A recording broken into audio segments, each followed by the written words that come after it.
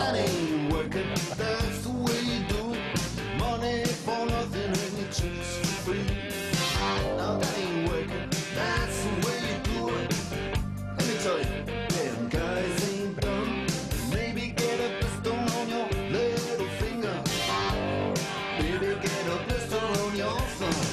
We got to install microwave ovens, custom kitchen delivery. Friendly person's welcome to join any of our events. You don't have to be a member to attend. And with regard to membership, there have been a lot of questions coming in about, how do I become a member? Can I be a member if I'm not in the Austin area?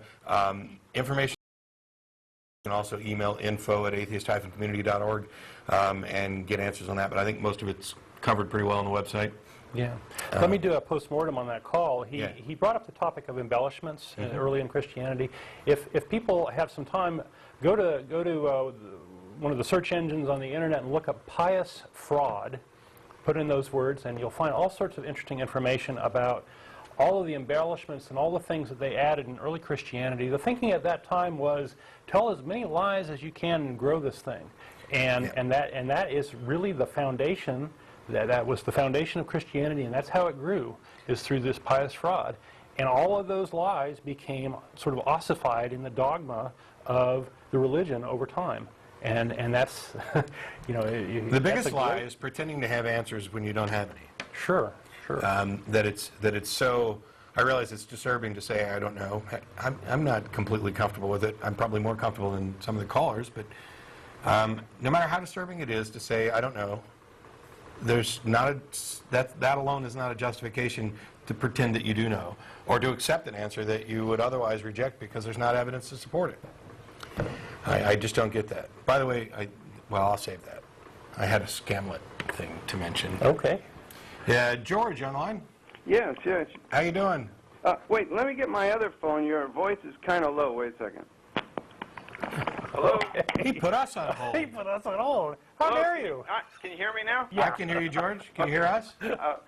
All the government people and all the major news media say there's a God. Doesn't that make you guys conspiracy theorists? I guess so.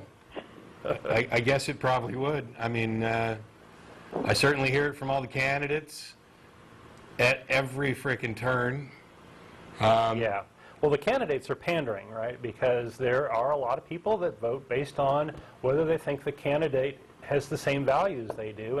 And belief in God is a very quick and dirty proxy to say, well, if you believe in the same God I do, then you must have the same values, and therefore I'll vote for you. So it's a very effective strategy by the candidates to pander to voters and get the votes. So they're doing what the political system is meant to do.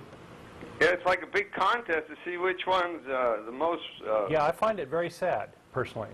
I find it sad, because we have a secular nation and a secular government, and here they are, and they're not talking about how they're going to make decisions and how they're going to do good things for the country and lead us forward, but they're talking about their belief in God, which is, at best it's irrelevant. all style over substance. Yeah. Rather than dealing with issues and what are the real problems and what are the real proposed solutions. And I realize that... Can I make one more point? You bet, George. Those million books of Dobson that they sent to the disaster victims? Yeah. They probably would have been quite useful. They probably could have used them for toilet paper. Yeah? That would be a very good use. Thanks a lot, George. I appreciate the call. Okay, thank you. Bye.